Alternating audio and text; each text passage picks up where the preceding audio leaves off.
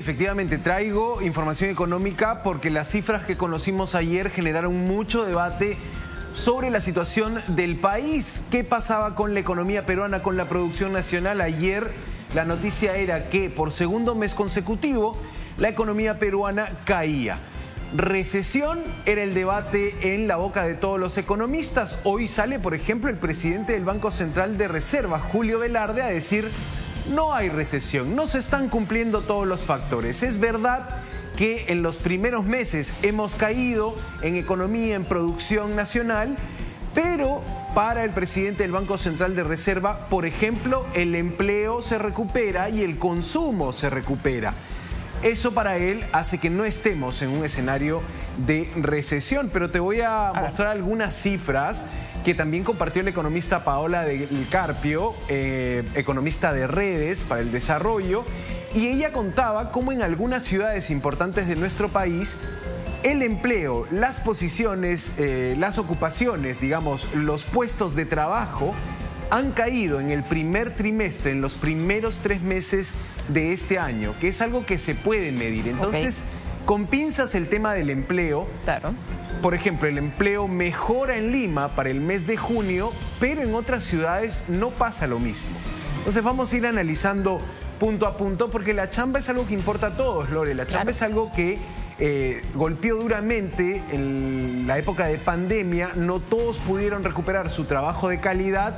La realidad del trabajo informal, sin beneficios, sin horarios, es algo que cala profundamente en nuestro país. Así que la chamba tiene que ser un tema de debate y, por supuesto, la obligación del gobierno de crear más chamba, crear más puestos de trabajo, ¿no? Claro, eso es un poco la idea. Si en todo caso, aunque en realidad el privado es el principal empleador de toda la fuerza laboral peruana, la cantidad de empleos que se crean desde el Estado, desde el aparato público versus los que crea la empresa privada, de allí la relevancia de promover la inversión privada. Pero en todo caso, en medio de una coyuntura como fenómeno del Niño, donde se va a necesitar infraestructura, construcción, reconstrucción, podrían darse programas de empleos temporales, programas que son necesarios especialmente en las regiones que se van a ver más afectadas, y todavía no estamos viendo como que un plan de desarrollo en esa línea. Sí, el tema del empleo, diríamos, tiene una perspectiva que para las autoridades del gobierno central va a mejorar. Mucho optimismo. Vimos ayer, por ejemplo, en el ministro de Economía. Te voy a mostrar unas declas allí. Yo me quedé optimistas. Me recordó los tiempos de cuando se anunció el shock con Hurtado Miller y que decía que Dios nos ayude. Claro. Al final del día ya invocabas a Dios porque no había mucho más que hacer. Yo sentí un poco eso, no lo dijo igual, en otro contexto, porque además no se ha anunciado ningún shock, pero como que de alguna manera hay que pensar en positivo, hay que manifestar, no decretemos todos juntos, claro, el poder de pensar positivo. Lo sentí un poquito gaseoso. Sí, en todo caso los shocks más bien han sido negativos para el país, ¿no? Y lo que se trataba de impulsar o ver o generar el debate de ¿cómo hacemos para que el país produzca más, para que la economía salga a flote? Y es algo que para el ministro va a ocurrir. Vamos a escuchar esta declaración breve del ministro, que ayer, te digo, volvió a hacer este streaming en vivo. El ministro de Economía ahora, digamos, prefiere utilizar las redes sociales para comunicarse directamente con la ciudadanía. Digamos, no es que le encante al ministro estar sometido a las preguntas de los periodistas. Eso ocurre. Ha tenido conferencias con periodistas el ministro Alex Contreras, pero cuando ocurren estas situaciones de cifras complicadas, prende la cámara desde el ministerio y comienza a dar su posición al respecto. Así que vamos a escuchar esto que dijo el ministro, optimista sobre la segunda mitad del año en la economía del país. Han habido shocks de alto impacto como los conflictos sociales, el ciclón Yaku, el fenómeno del Niño, que han afectado al crecimiento de la economía peruana. Entonces, lo que está pasando, lo que estamos viendo ahora con los números de junio, y vamos a ver el siguiente mes cuando se publique julio, es una recuperación en forma de W. Entonces, lo que esperamos, julio, agosto, septiembre, tercer y cuarto trimestre, es un mayor crecimiento en los siguientes meses.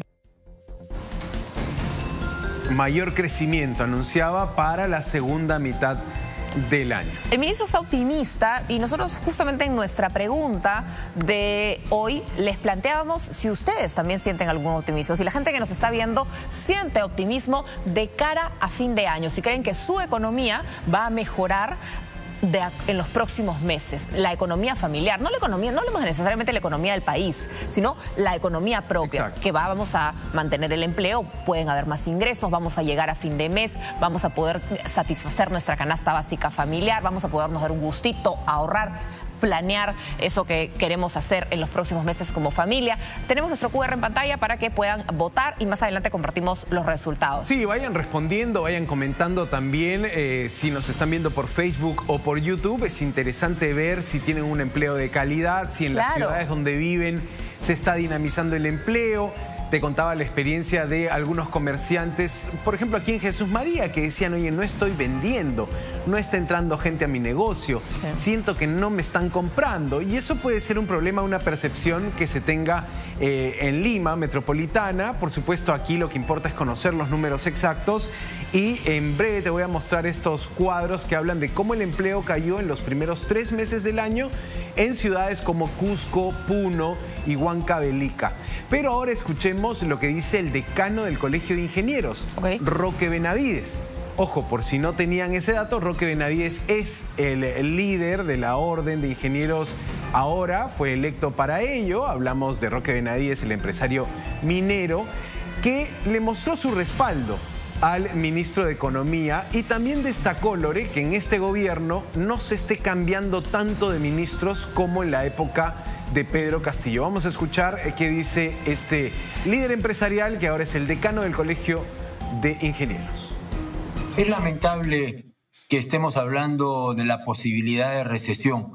Definitivamente ese no es el camino que nosotros quisiéramos. El ministro Contreras está diciendo lo que es correcto. Vamos a recuperarnos económicamente producto de tratar de simplificar todos los trámites que se tienen que cumplir. La calidad de los ministros que hoy día tenemos es muy superior a la calidad de los ministros que hemos tenido en los últimos meses. No nos olvidemos que con el señor Castillo tuvimos 80 ministros en 13 meses. Así no hay posibilidad de tener ninguna planificación, ninguna visión de futuro. Lamenta la situación económica, pero confía en el gobierno, respalda al gobierno. Inmediato recuerdo lo de Pedro Castillo. Es que yo creo que también en el caso de los empresarios hay como que todo un debate buscando si decimos realmente que estamos mal, que las proyecciones no son buenas, de que la situación en el país se pone color hormiga para los próximos meses, no vamos a generar confianza. Vamos a generar mayor temor. Mayor incertidumbre. Están en una encrucijada, ¿no? Entonces, mejor no lo digo. Yo siento que es al final, mejor no lo digo porque voy a generar un clima de mayor desconfianza, entonces las inversiones que necesitamos que vengan no van a venir. Entonces, ¿en qué me apoyo? En que no se cambian ministros, en que hay estabilidad jurídica, en que hay estabilidad política en estos momentos. Pero yo creo que la realidad es innegable. Estamos en una crisis económica, porque además, ¿por qué esperaríamos resultados distintos si se sigue haciendo exactamente lo mismo? Y vamos a ver para eso los resultados de la medición que hace el INEI para el primer trimestre del año, de cómo se mueve la población ocupada, los puestos de trabajo, el empleo en algunas ciudades importantes. La información la compartía la economista Paola del Carpio y nos decía que 16 de las 26 ciudades en el Perú presentaron una caída en la población ocupada. Esto es igual a puestos de trabajo. Y como ejemplo, 3 ciudades importantes, 3 ciudades particularmente afectadas, en el caso de 2, por la fuerte caída del turismo. Vamos a ver esa gráfica que nos muestra cuántos empleos se perdieron en Puno, en Cusco y en Huancavelica. Te decía, en el caso de Puno, ahí está, ¿no? Bueno, esta primera compara la situación del empleo rural con el empleo urbano. Y aquí también es interesante ver, ¿no? Una buena y una mala. A ver, los empleos en el entorno urbano aumentaron. 93.000 empleos más, 93.000 puestos de trabajo más. Empleo de calidad. Empleo, claro, empleo. No subempleo. No subempleo. Estamos hablando de la definición que maneja el INEI para hablar de población ocupada. Y mira lo que pasa con el ámbito rural. Y ahí es donde preocupa la situación. cae. 147.000 personas dejan de tener trabajo en el ámbito rural. Y probablemente ahí miramos a los sectores golpeados producto de la naturaleza, de los fenómenos naturales, la agricultura sumamente golpeada. En el caso de la cebolla, tú mismo contabas, ¿cuántos agricultores, producto de los costos de los fertilizantes, no pudieron sembrar este año? Claro, el campo, digamos, ha sido duramente impactado por la situación económica y eso se traduce también en pocos empleos, en caída en el empleo. Cifras fuerte, que corresponden a los primeros 3 meses del año. Porque además si hablamos del empleo rural, naturalmente la situación económica de la población rural es mucho más vulnerable. Sus índices de pobreza son mayores. Entonces perder 147.000 empleos en una población vulnerable habla de una crisis. Sí, esto ocurrió entre enero y marzo. Puede haber mejorado entre marzo y junio, pero todavía no se cuenta con esa información. Te decía, las ciudades donde cayeron los puestos de trabajo. Importante destacar el caso de Puno y Cusco, 2 ciudades donde, si quieres, el turismo cayó al piso de manera estrepitosa y muchas personas perdieron su trabajo. Vamos a ver estas cifras de las ciudades, del empleo en las ciudades. En Puno, por ejemplo, se pierden, ahí está, el trabajo en las regiones, ¿no? La población ocupada, los puestos de empleo. Mira cuántos empleos se perdieron en Puno. ¿Cuántas personas dejaron de trabajar? 11.000 puneños, 11.000 peruanos que viven en esa ciudad perdieron sus empleos en Puno en el primer trimestre del año. Algo parecido ocurre en Cusco. 27.000 puestos de trabajo se perdieron en Cusco. ¿Qué pasa en Huancavelica? Allí tienes un número menor también porque la población es menor, pero son 3.000 puestos de trabajo los que se pierden en Huancavelica. Esa es un poco la situación de estas 3 ciudades. 16 de las 26 ciudades en el Perú tienen un panorama similar, variando ahí el número de cuántos puestos de trabajo se perdieron, ¿no? Y probablemente cuando hablamos, en el caso del Cusco, recién a fines de julio a agosto, es que han vuelto a esos niveles de turismo que hacen que no haya tickets para Machu Picchu, que tengas a la ciudad viva con todos los turistas. Pero en el caso de Puno, probablemente la situación turística todavía está lenta, todavía no se reactiva como niveles prepandemia. Sí, Fiestas Patrias fue un termómetro para ver la reactivación turística y fue la verdad como que no llenó las expectativas, no hubo mucha visita de extranjeros, sí hubo presencia, digamos, comparando con lo que era inicios de año, pero si quieres se da, por lo menos queda claro que hay un espacio por ganar. Necesitamos recuperar los niveles prepandemia.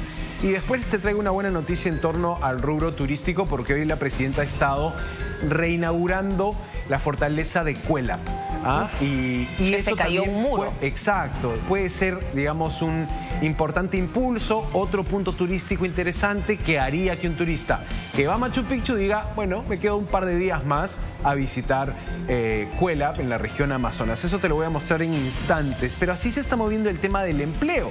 Por eso es importante que respondan un poco nuestra pregunta que le estamos haciendo ahí a través del QR, ¿no? ¿Crees que la economía se mejorará para la segunda mitad del año?